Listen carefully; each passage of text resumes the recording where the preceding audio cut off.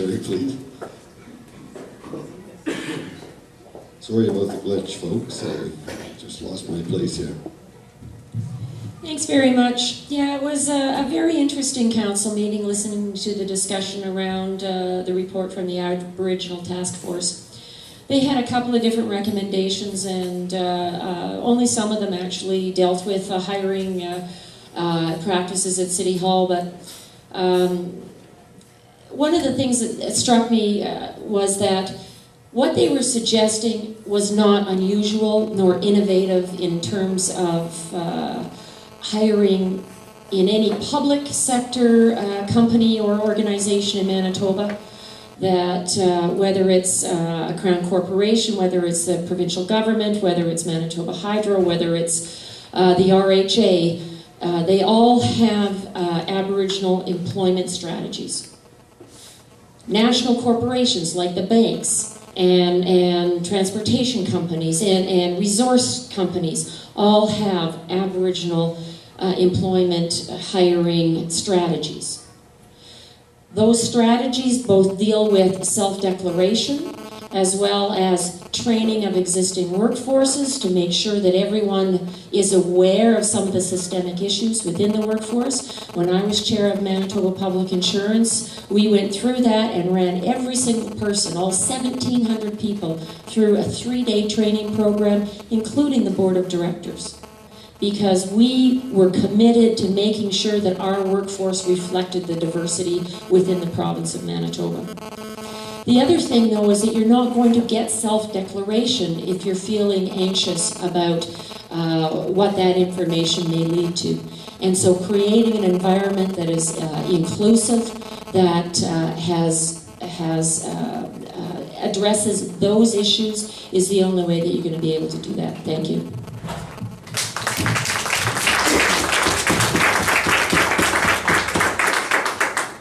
Thank you, Sherry. And Mr. Avalon, please.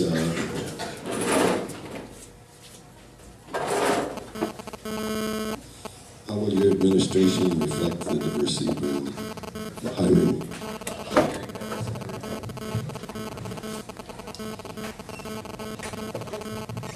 I can remember from the last election, we had this idea, myself and my friend, and we felt that it would be beneficial to the city and all citizens of Brandon, that if on the city council, during the city council meetings, we felt that there was the need for an Aboriginal liaison.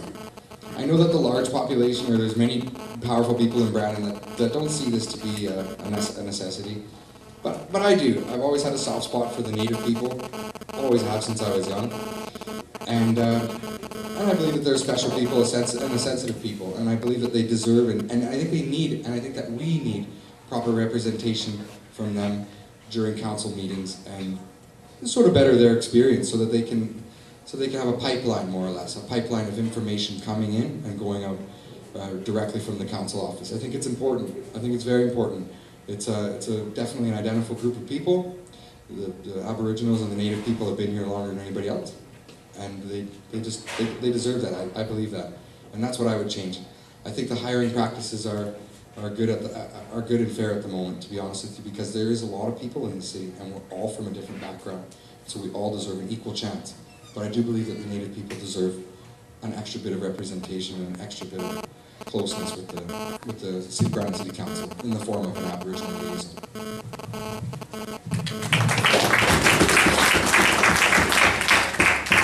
Thank you, and I would ask you to start formulating the next question in mind, and there will be, at the end of the question period, a 2-minute award to each candidate to sum their platform.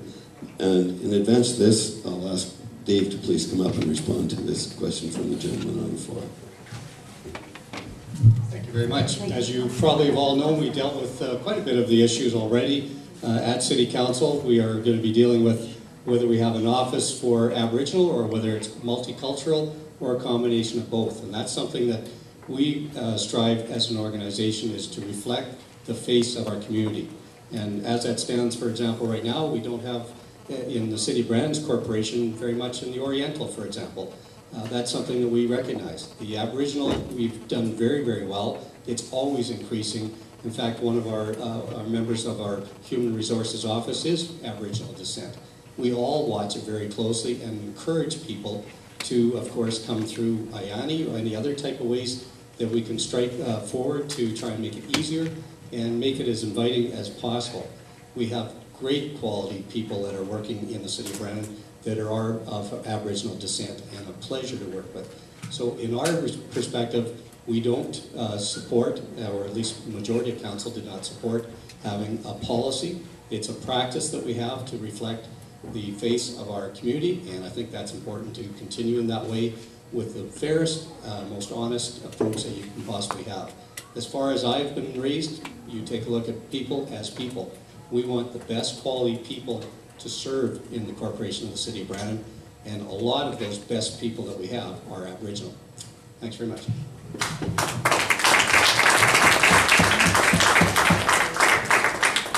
Thank you, Dave, and we'll have another question from the floor, please. Yes, sir. I need a follow-up question. What I asked for is how the city is going to go about creating new revenue instead of raising taxes versus creating revenue from other sources, that we can have the money we need for infrastructure. I know there has been an improvement in infrastructure in our city for the last year or so. How they go about creating more revenue to spend for infrastructure and other things that we need in the city versus increasing the taxes every time they need money. And would a casino be something that they would look at to bring that extra money in our city and bring the quality jobs that our young people need? I know a belief has created jobs in the city, but as one of the candidates said earlier, those are not that well-paying jobs for our children, such as myself, my own children. One of them is in Alberta, and I'm sure many of our children are anywhere else. We need our young people in this community to be the leaders for tomorrow, to be the mayor for tomorrow, the lawyer, the politicians, and we can't be losing these wonderful minds that we have in the city going somewhere else. Thank you for your question. Thank you. The question is, how will the coming administration look at alternate ways of generating revenue for the city other than attacking the tax base again? And the first person I'm going to call will be Dave, please.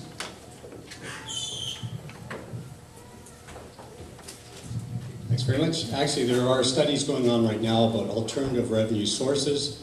We have not jumped forward to say that we want from the City of Brandon or Council to have some new tax, but we're open to take a look at what options there are. I can tell you that we are comparatively second lowest costing city in Canada, taking into account all costs that you have in taxes, levies, property tax credits. We've the only one lower is Surrey, BC, so I'd say we're doing very well. We have, and in fact, as I have started from 8 years ago, always stated that I would much prefer having modest increases in taxes, hopefully below inflation, but to keep up with infrastructure.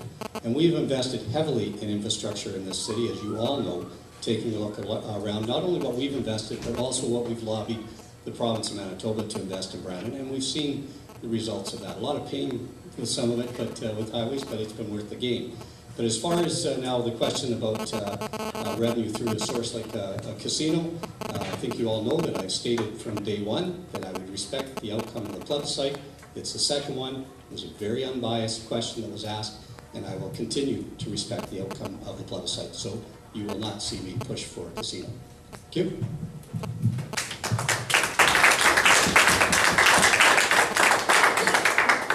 Thank you, Dave, and I'll call on Henry, please, to come up and give us his views on generating revenue beyond taxes. Thanks. I think what's happened in Brandon is a lot of people are paying the general portion of their income on rent, which means that they can't buy homes. And the price of houses have doubled in the last 10 years. The average price of a home in Brandon now is $173,000. And that seems pretty high when, it seems pretty high to me. I think if we can get more affordable housing, these people would move out of these apartments and buy houses. This would generate more property tax, and we wouldn't have to increase tax. As far as talk about the casino and stuff, I'm not really for it or against it. I do, however, feel that a lot more dialogue needs to take place.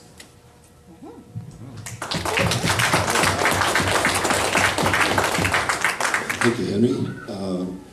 Before I call the next speaker, I would ask you to think about another question. And I think the questions thus far have produced some good answers from our candidates, and I think it's been very productive.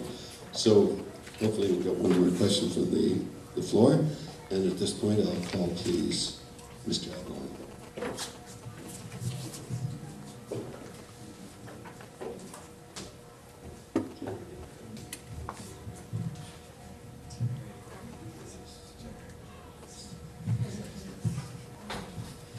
That's a great question.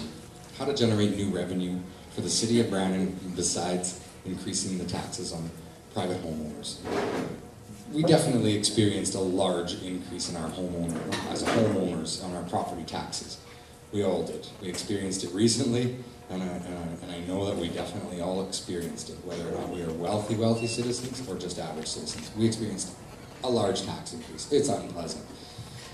In terms of generating new revenue, projects like selling land that the city owns into the commercial market, into the private market, so that business can be built, new buildings and new commercial buildings and businesses can be constructed and built, and this creates new tax revenue.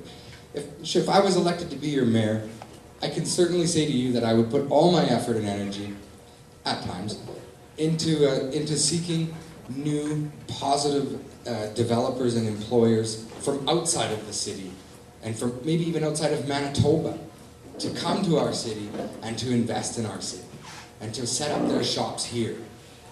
Organizations like Shape Foods, and they had the potato, or East 40 Packers, these are organizations that are good employers. They provided long-term jobs. I'm not sure if they're still functional, to be honest with you. I don't believe they are. But it's organizations like these that produce agricultural products, manufacturing, potatoes, French fries, food. These types of employers, I believe, are the future of revenue for the city of Brandon, and are the future for jobs, which include legal positions, as well as many professional positions, and also a lot of positions that are more for the laity and the average person. Thanks.